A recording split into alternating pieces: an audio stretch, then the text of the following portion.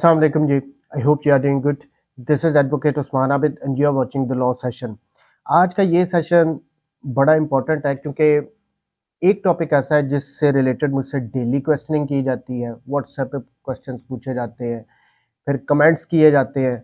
वो ये है कि जी हम जुडिशरी की प्रेपरेशन कैसे करें। अब उसमें मोस्टली फीमेल की तरफ से ये क्वेश्चन होता है कि जी एक तो जो अकेडमीज वगैरह हैं उनकी फीसेस बहुत हैवी हैं, हम अफोर्ड नहीं कर सकते, या फिर वो ट्रैवलिंग के उनको इशू होते हैं, या फिर कुछ छोटे शहरों से बिलोंग करते हैं और उनको एकेडमीज जो मोस्टली हैं वो बड़े शहरों में है तो वो वहाँ पे जाके रह नहीं सकते। सो ये एक मिथ बनी हुई है कि अगर तो आपने जुडिशरी का एग्ज़ाम, सिविल जजेस का एग्ज़ाम या एएसटी का एग्ज़ाम पास करना है तो आपको एकेडमी ज्वाइन करनी पड़ेगी, उसके अलावा आप ये एग्ज़ाम पास नहीं कर सकते। मेरा क्वेश्चन ये है कि ये कहाँ पे लिखा हुआ है कि आप एकेडमी ज्वाइन किए बगैर इस एग्ज़ाम को पास नहीं कर सकते? क्यों? क्योंकि अगर देखें ये जितनी भी एकेडमीज़ हैं, मैं किसी का स्पेसिफिकली नाम नहीं लूँगा, मुझे उसमें जाने की ज़रूरत नहीं है। मेरा एक सिंपल सा क्वेश्चन है कि आप इन एकेडमीज़ में जाएँ, इनसे पूछें कि हर साल तो ऑलमोस्ट अब ये एग्ज़ाम्स हो रहे हैं, पिछले साल में उनके कितने बच्चे जो हैं उन्होंने ये एग्ज़ाम पास किया। अगर उनके पास 100 की स्ट्रेंथ थी तो 1 होगा या 2 होगा, और इसका मतलब है कि ये तो कोई फिर रेशो ना हुई। देखिए अगर 100 बच्चे जा रहे हैं उनमें से 2 पास हो रहे हैं और कईयों के तो वो भी नहीं होते, तो इसका मतलब ये जो हमने यार्डस्टिक रखी हुई है नहीं जी कि अगर तो हमने ये एग्ज़ाम पास करना है तो हमें एकेडमी में जाना पड़ेगा, वो तो गलत हो जाती है यहाँ पे। इस तरह तो फिर अगर यही पैमाना है तो जितने भी बच्चे जा रहे हैं उनको एटलीस्ट रिटन तो पास करना चाहिए। साल-साल 2-2 साल वो अकेडमीज़ में जा रहे हैं और फिर टेस्ट पास नहीं होता उनसे। सो ये बात तो अपने दिमाग से निकाल दें कि अगर आपने ये एग्ज़ाम क्लियर करना है तो आपको अकेडमी में जाना पड़ेगा, उसके अलावा आप ये पास नहीं कर सकते। आप खुद भी इसकी तैयारी करके इसको पास कर सकते हैं, घर में रह के भी इसको एग्ज़ाम को पास कर सकते हैं। अब जो मेरे दिमाग में इम्पोर्टेंट बातें आ रही हैं जो आपको करनी पड़ेंगी इस एग्ज़ाम की प्रिपरेशन के लिए घर पे रहते हुए, वो कौन-सी हैं? नंबर 1 देखें, अगर तो कोई ये समझता है कि इस एग्ज़ाम को आप जैसे ही एडवर्टाइज़मेंट आएगी तब आप तैयारी शुरू कर देंगे और इसको पास कर लेंगे तो भूल जाओ। ये 2 महीने में तैयारी होने वाली नहीं है। मोस्टली ऐसे ही होता है, हम कचहरी में भी देखते हैं, एडवर्टाइज़मेंट आई साथ ही वहाँ पे वकला भी खोल लेते हैं, मेजर एक्ट क्या हो रहा है जी, तैयारी शुरू कर दी अब हमने जुडिशरी के एग्ज़ाम की। इस तरह नहीं होता। इस एग्ज़ाम के लिए चाहे वो सिविल जजेस का एग्ज़ाम है या फिर वो ईएसटी का एग्ज़ाम है, उसके लिए आपको प्रॉपर प्लानिंग करनी पड़ेगी। आपको कम से कम 2 साल की तैयारी करनी पड़ेगी इन एग्ज़ाम को पास करने के लिए, वरना आप रेशो देख सकते हैं कि जी एडवर्टाइज़ किया है जी 170 प्लस सीट्स हैं और पास कितने हो रहे हैं, 10 हो रहे हैं, 12 हो रहे हैं। क्यों? क्योंकि ये एग्ज़ाम टफ़ है, ये एलएलबी का एग्ज़ाम नहीं है, उसको दिमाग से निकाल दें। वहाँ पे चाहे यूनिवर्सिटी हो, चाहे कॉलेजेस हो, वहाँ पे आपको 10-10, 15-15 सवाल मिलते हैं। आप उनको तैयार करते हो, रट्टा लगाते हो और पास हो जाते हो। यहाँ पे वो सिनेरियो नहीं है। आप ज़रा एंड पे देखिए, अगर आप ये एग्ज़ाम पास करेंगे तो आप किस पोस्ट पे जाएँगे? आपने एक जज बनना है, तो एग्ज़ाम भी उस लेवल का होना चाहिए। सो ये एक ईज़ी एग्ज़ाम नहीं है। इसके लिए आपको एटलीस्ट 2 इयर्स अपने माइंड में रखने पड़ेंगे कि 2 साल की तैयारी होगी तो आप एग्ज़ाम को पास करने के काबिल होंगे। आप में डेडिकेशन होनी चाहिए, गोल आपका सेट होना चाहिए, फ़ोकस होने चाहिए कि मैंने ये एग्ज़ाम पास करना है, मैंने इसकी तैयारी करनी, तो आप करेंगे इस एग्ज़ाम को पास। सेकेंडली देखें, इसके लिए फिर नेक्स्ट क्वेश्चन आ जाता है। अब मुझे कल परसों भी किसी ने टेक्स्ट किया हुआ था कि जी आपके नोट्स हैं तो आप दे दें वो हमें। नोट्स वगैरह भूल जाएँ। ये मैं आपको फिर कह रहा हूँ, ये एलएलबी का एग्ज़ाम नहीं है। इसके लिए आपको बेयर एक्ट से पढ़ना होगा। अब वो बेयर एक्ट, फिर अगला क्वेश्चन मुझसे होता है जी ये बेयर एक्ट क्या होते हैं, ये कहाँ से मिलेंगे? देखें, बेयर एक्ट ये है जिसमें जो कानून पास किया गया है वो हमें बता दिया जाता है एज़ इट इज़। जैसे कि अब ये मेरे सामने कॉन्स्टिट्यूशन ऑफ पाकिस्तान है। अब इसमें देख लें, ये आर्टिकल्स जितने भी हैं वो सारे लिखे हुए हैं, लेकिन इसमें कोई कमेंट्री नहीं है। सिंपल जितने भी आर्टिकल्स हैं वो इसमें बता दिए गए हैं। इसको बेयर एक्ट कहते हैं, यानी जो लेजिस्लेशन की गई है, जो असल कानून बनाया गया है, वो एज इट इज लिखा जाता है, उसमें कोई चेंजिंग वगैरह नहीं की जाती, उसको कहते हैं बेयर एक्ट। यानी कोई कमेंट्री नहीं होगी, सिर्फ जो एक्ट पास किया गया, जो कानून पास किया गया पार्लियामेंट की तरफ से, वो होता है हमारे सामने। जैसे ये कॉन्स्टिट्यूशन ऑफ पाकिस्तान है, इसमें कोई कमेंट्री नहीं है। आपके पास बेयर एक्ट्स होने चाहिए, लेकिन जब आपने जुडिशरी की तैयारी करनी है तो बेयर एक्ट्स सिंपल नहीं चलेंगे, बेयर एक्ट्स विद कमेंट्री आपने लेने हैं। अब वो क्या होते हैं, देखें यहाँ पे आपके पास दो ऑप्शन आ जाती हैं। या तो आप मेजर एक्ट्स खरीद ले, ये है जी मेजर एक्ट, ये इतनी मोटी किताबें आपको वुकला के ऑफिसेज में मिलेंगी, ये लिखा हुआ है मेजर एक्ट। अब ये क्रिमिनल लॉ का मेजर एक्ट है। अब इसमें जो सब्जेक्ट्स हैं वो सारे जितने भी क्रिमिनल के इंपॉर्टेंट हैं, सीआरपीसी, पीपीसी हो गया, फिर एंटी टेररिज्म लॉ हो गया, फिर उसके बाद जो नॉरकोटिक्स के लॉ है, वो सारा कुछ ही आपको इसमें मिल जाता है, ये क्रिमिनल के जो मेजर एक्ट है। अब ये मेजर एक्ट बहुत सारी मुख्तलिफ कंपनीज छापती हैं, आप देख लें कि आपको कौन सी कंपनी का सूट कर रहा है। देखिए जैसे आप शॉपिंग करने जाते हैं तो आजकल रिवाज चला हुआ है, पहले तो होता था कि मुख्तलिफ शॉप्स में आपको जाके तो मुख्तलिफ चीज़ें खरीदनी पड़ती थी, बट अब आप जाते हैं किसी सुपर स्टोर में चले जाते हैं, वहाँ पे एक ही छत तले आपको सब कुछ मिल जाता है। तो ये मेजर एक्ट का भी वही कॉन्सेप्ट है, यानी आपको अगर क्रिमिनल लॉ के बुक्स चाहिए, बेयर एक्ट्स चाहिए, तो आप क्रिमिनल मेजर एक्ट खरीद लोगे। इसमें आपको सारे जितने भी सब्जेक्ट्स हैं क्रिमिनल लॉ के वो सारे मिल जाएंगे। सेम लाइक क्रिमिनल के बात आ जाती है सिविल के मेजर एक्ट्स। अब ये मेरे पास ये सिविल के मेजर एक्ट्स, अब ये दो बाइंडिंग में एक ही है, सिविल मेजर एक्ट्स। अब इसमें जितने भी सिविल लॉ हैं, सीपीसी होगी, स्पेसिफिक रिलीफ एक्ट हो गया, फिर उसके बाद कोर्ट फीस एक्ट, जितने भी सिविल के लॉ हैं, प्रॉपर्टी एक्ट हो गया, वो सारा कुछ आपको इसमें भी मिल जाएगा और विद कमेंट्री मिलेगा। मेजर एक्ट्स में एक मेजर एक्ट्स आते हैं सिर्फ बेयर एक्ट्स के, और एक मेजर एक्ट्स आते हैं जो ये मोटे वाले होते हैं, ये विद कमेंट्री होते हैं, यानी इसमें फर्दर भी एक टॉपिक को एक्सप्लेन किया जाता है, उसमें उसके केस लॉज बताए जाते हैं। तो ये मेजर एक्ट्स आपको खरीदने पड़ेंगे अगर आपने अपनी लाइफ को इजी करना है। उसके बाद अब ये मेजर एक्ट से भी अगर जाके आप ऊपर की तैयारी करना चाह रहे हो, जो कि और भी ज़्यादा अच्छा होगा, तो उसके लिए आपको हर सब्जेक्ट के जो बेयर एक्ट्स हैं विद कमेंट्री मिल जाएंगे। अब उसकी एग्जांपल देखें, ये था कि एक क्रिमिनल का मेजर एक्ट था जिसमें सारे सब्जेक्ट्स थे विद कमेंट्री। अब इससे भी ज़्यादा अगर डिटेल्ड आपको कमेंट्री चाहिए इस सब्जेक्ट की, फॉर इंस्टेंस अब ये कॉन्स्टिट्यूशन का एक तो आ गया था ये बेयर एक्ट, जिसमें सिंपल कॉन्स्टिट्यूशन के आर्टिकल्स लिखे हुए थे। उसके बाद अगर आप इन मेजर एक्ट्स में भी जाओगे तो आपको कॉन्स्टिट्यूशन ऑफ पाकिस्तान मिल जाएगा विद कमेंट्री।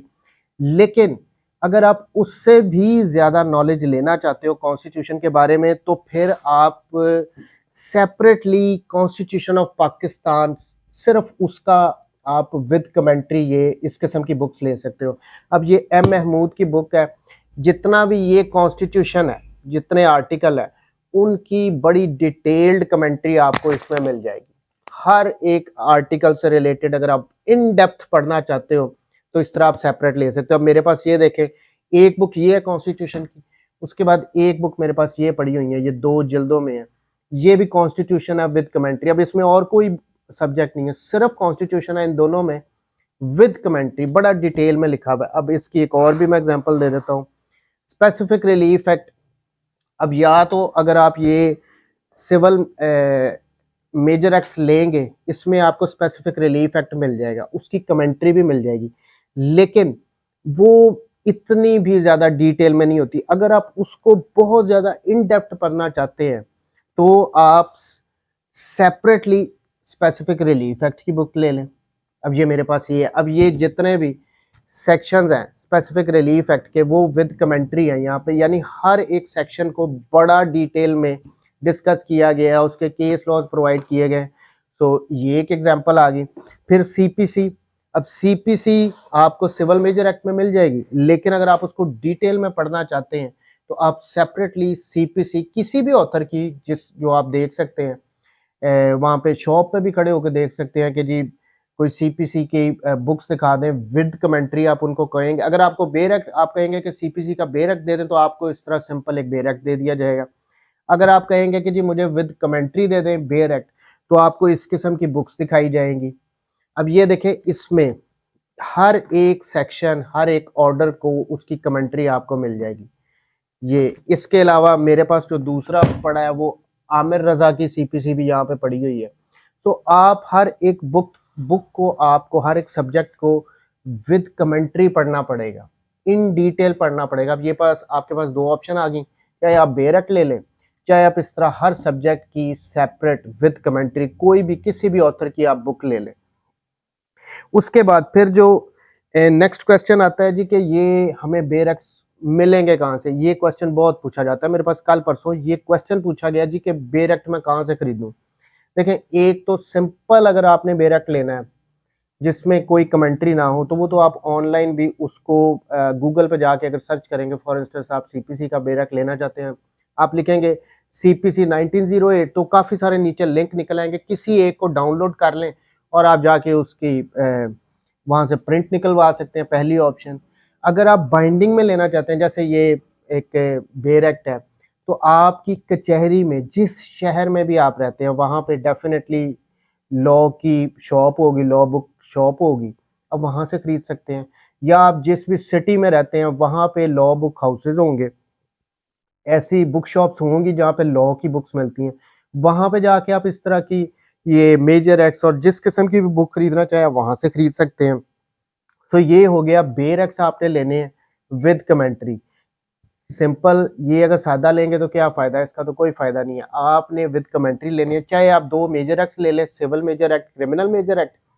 उससे हट के अगर आप और भी ज़्यादा डिटेल में पढ़ना चाहते हैं, अपनी नॉलेज को इंक्रीज करना चाहते हैं, तो आप हर सब्जेक्ट की इस तरह की कमेंट्री वाली बुक खरीद लेंगे। अब इसके बाद फिर जो नेक्स्ट क्वेश्चन आता है जी के नोट्स। अब इससे रिलेटेड भी जो नोट्स अब एक तो पहली बात आप भूल जाए, जब आपने जुडिशरी के एग्जाम की तैयारी करनी है तो ये नोट्सों का दिमाग से निकाल दें। देखिए, अगर मैं सीपीसी पढ़ रहा हूँ इतनी बड़ी बुक में से, या मैं कॉन्स्टिट्यूशन पढ़ रहा हूँ इतनी बड़ी बुक में से, उसकी मैं प्रॉपर तैयारी कर रहा हूँ, तो क्या मैं अपने नोट्स नहीं बना सकता हूँ? मैं अपने नोट्स बनाऊंगा, मैंने डिटेल में जाके पढ़ा होगा। मुझे अब ऑब्वियसली जब आपने फाइनल रिविजन्स करनी होती हैं इन एग्ज़ाम के लिए, तो ज़रूरी तो नहीं कि आप इतनी बड़ी बुक्स को दोबारा खोलें, तो आप अपने शॉर्ट हैंड नोट्स भी बना सकते हैं। सो दूसरों के नोट्स पर रिलाई करने की बजाय बेहतर नहीं होगा कि आप अपने नोट्स बनाएं? सो ये नोट्स आप अपने फिर खुद साथ इसके प्रिपेयर कर सकते हैं। फिर आ जाती है दूसरी चीज़, पास्ट पेपर्स। पास्ट पेपर्स आपको चाहिए होंगे पिछले 5 साल के जो भी एग्ज़ाम हुए हैं, मसलन अगर सिविल जजेस के एग्ज़ाम हुए हैं तो उनका आप ले लें, या फिर एएसजे की अगर तैयारी करना चाहते हैं तो उसके आप पास्ट पेपर्स ले सकते हैं, वो बहुत ज़रूरी होते हैं। उससे ज़रूरी नहीं कि वो ही क्वेश्चन रिपीट होने हैं, लेकिन वहाँ से आपको ये पता लग सकता है कि कौन से टॉपिक्स रिपीट हो रहे हैं। जब आप पास्ट पेपर लें, और फॉर इंस्टेंस मैं अगर कॉन्स्टिट्यूशन की तैयारी कर रहा हूँ, तो पिछले 5 सालों में जो कॉन्स्टिट्यूशन के क्वेश्चन की आए हैं एग्ज़ाम में, मैं उनको लिख लूँगा, उन टॉपिक्स को लिख लूँगा, उनको सेपरेट कर लूँगा कि ये क्वेश्चन आए हैं। उनको मैं मार्क करूँगा अपनी बुक में, या सेपरेट मैं उनको कहीं पे लिख लूँगा कि ये वो क्वेश्चन है। जब मैं इस कॉन्स्टिट्यूशन को पढ़ूँगा, तो वो टॉपिक जो पिछले 5 साल में रिपीट हो रहे हैं, मैं उनको बहुत ज़्यादा डिटेल में पढ़ूँगा। उनकी इस किस्म की तैयारी करूँगा कि जहाँ से मर्ज़ी वो इस टॉपिक से रिलेटेड मेरे से क्वेश्चन कर ले, मैं उसके बारे में लिख सकूँगा। सो ये पास्ट पेपर्स इसलिए ज़रूरी होते हैं, उनको लें, उन पे आउटलाइन बनाएँ। सीपीसी पढ़नी है, सीपीसी पढ़ने से पहले 5 साल के पेपर्स में देख लें कौन-कौन से टॉपिक जो हैं वो रिपीट हो रहे हैं, उनको मार्क कर लें, अपनी बुक में कर लें, सेपरेट कर लें। उन टॉपिक्स पे जब आपने पढ़ना है फ्लो में जाके, तो उनको डिटेल में पढ़ें। ये आ गया, ये पास्ट पेपर्स का फ़ायदा होता है। हमें पता लग जाता है कि किस किस्म के क्वेश्चंस, कौन-कौन से टॉपिक्स ज़्यादा इम्पोर्टेंट है। फिर उसके बाद नेक्स्ट आ जाए वकालत। देखें, आपने मोस्टली स्टूडेंट्स ऐसे करते हैं, यहाँ से एलएलबी का डिग्री ली और उसके बाद तैयारी शुरू कर देते हैं, और कचहरी में जाना वो पसंद नहीं करते, सिर्फ घर में बैठ के या अकेडमीज में तैयारी शुरू कर देते हैं अपने जुडिशरी के एग्ज़ाम की। देखें, अगर तो आप इस एग्ज़ाम को पास करना चाहते हैं, तो मेरी सजेशन ये है कि आपको कचहरी में जाना चाहिए। आपको किसी ऑफिस को, किसी चैम्बर को ज्वाइन करना चाहिए। मैं ये नहीं कह रहा हूँ कि आप उस चैम्बर में जाएँगे और आप कोई 7-8 घंटे उस चैम्बर में भी रहें कचहरी में, फिर उसके बाद आप उसके इवनिंग ऑफिस में भी जाएँ और अपना सारा दिन वहीं पे बर्बाद कर लें। मैं कह रहा हूँ कि आपको दिन में 3-4 घंटे के लिए एटलीस्ट कचहरी जाना चाहिए। अब ये कचहरी जाने का मतलब मैं ये भी नहीं कह रहा हूँ कि आपने चले जाना है, कैंटीन में जाके बैठ जाना है, ऑफिस में बैठ के गप्पे मारनी है, उसकी ज़रूरत नहीं है। कचहरी जाना मैं इसलिए ज़रूरी कह रहा हूँ कि आप कोर्ट्स में जाएँ। देखें, आपके सीनियर्स के अगर केसेस लगे हैं, तो आप उसके साथ कोर्ट्स में जा सकते हैं। अगर नहीं भी लगे, तो सुबह-सुबह मैं आपको बता देता हूँ, सुबह-सुबह के अगर आप क्रिमिनल कोर्ट्स की बात करें, तो वहाँ पे बेल्स लगती हैं सबसे पहले।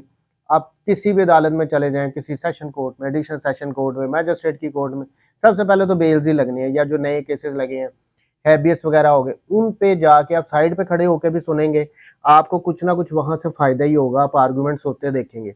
फिर उसके बाद तकरीबन 11 साढ़े 11 ब्रेक के बाद या 11 बजे के करीब फिर शहादतें शुरू होती हैं अदालतों में। कोर्ट्स में शहादतें करवाई जाती हैं, आप वो सुन सकते हैं।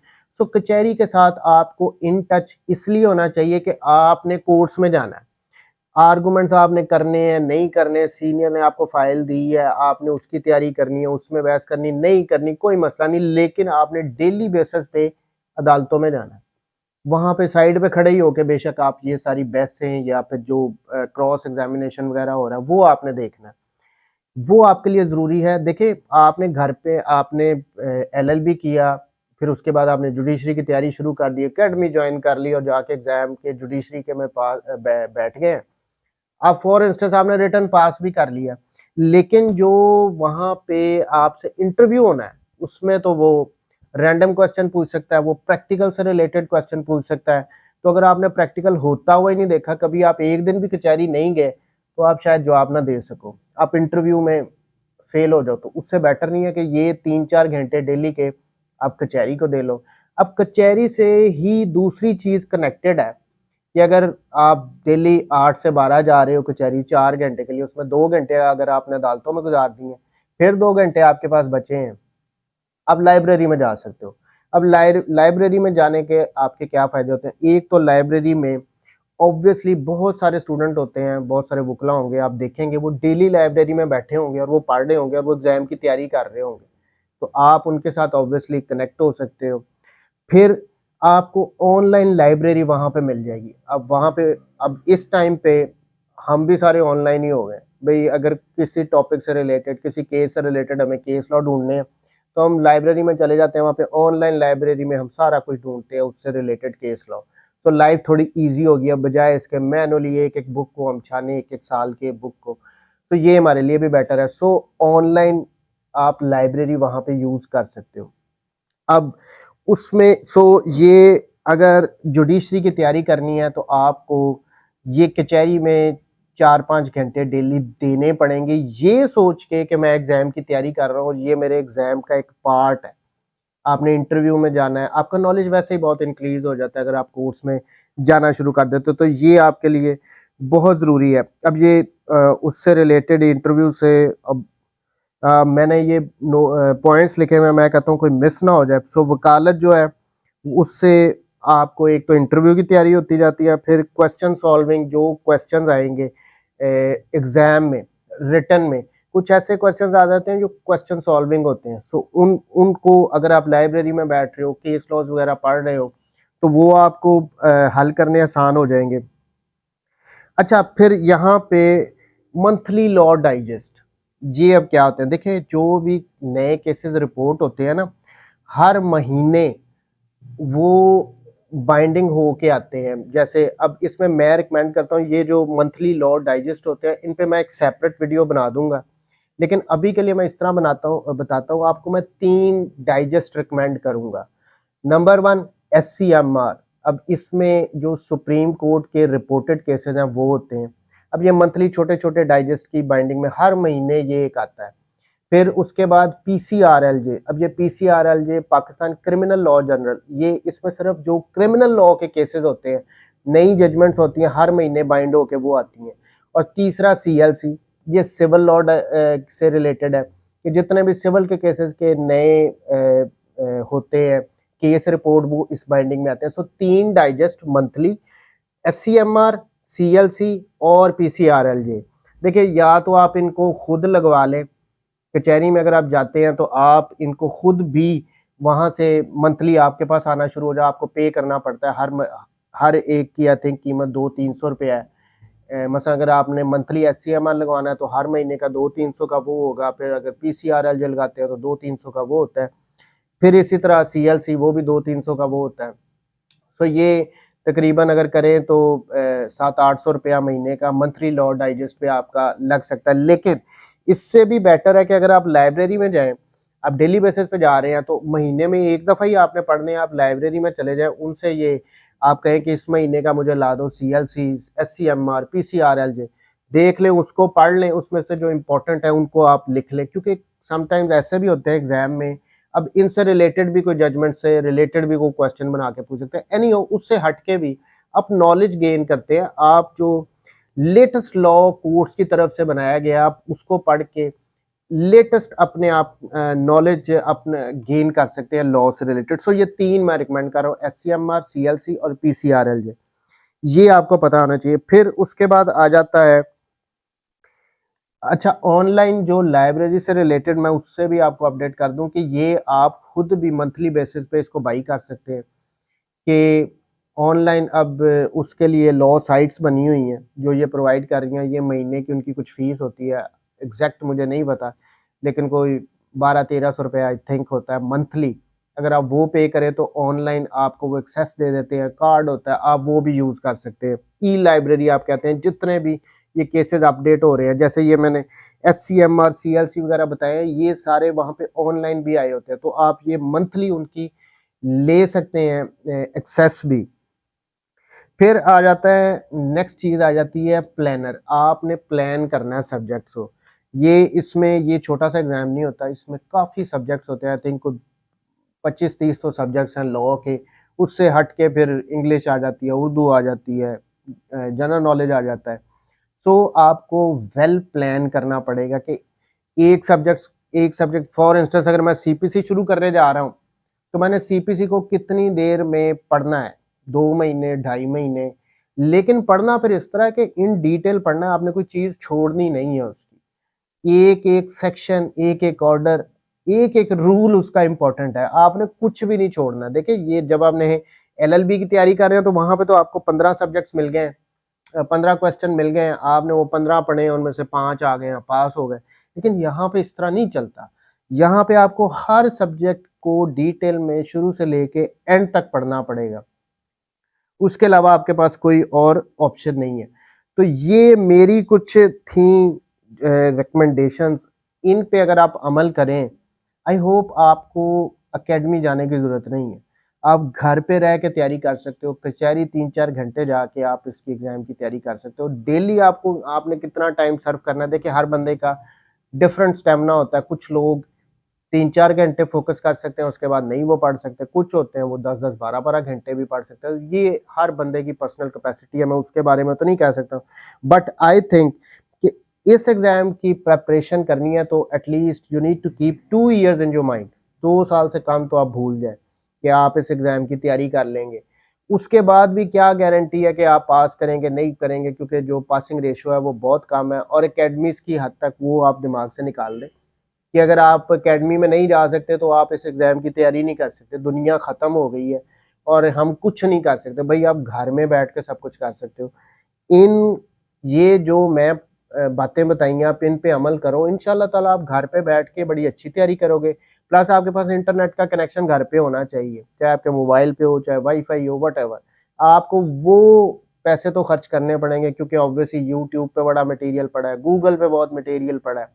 आपको जो डिक्शनरीज वगैरह है किसी, अब ऑब्वियसली ये सारा कुछ जो इंग्लिश में रिटन है, तो आपकी इंग्लिश की अगर प्रॉब्लम है, लीगल लैंग्वेज का आपको प्रॉब्लम है, तो मीनिंग के लिए आपको ऑब्वियसली हर टाइम नेट खोलना पड़ेगा। तो आप वाईफाई या मोबाइल आप वहाँ पे यूज़ कर सकते हो। सो ये कुछ ऐसी चीज़ें थी जिन पे अमल करके आई थिंक आप लोग सिविल जजेस के एग्ज़ाम की, जुडिशरी के एग्ज़ाम की तैयारी घर पे ही कर सकते हैं, आपको अकेडमीज़ में जाने की ज़रूरत नहीं है। अब इससे रिलेटेड मैं और भी फर्दर भी बनाऊँगा वीडियोज़। सो नेक्स्ट वीडियो में डेफ़िनेटली ये प्लानर मैं जो सिलेबस से रिलेटेड के जो सिविल जजेस के एग्ज़ाम का जो सिलेबस है, उसको किस तरह प्लान करके कितनी-कितनी देर एक सब्जेक्ट को देनी चाहिए, उससे रिलेटेड मैं करूँगा।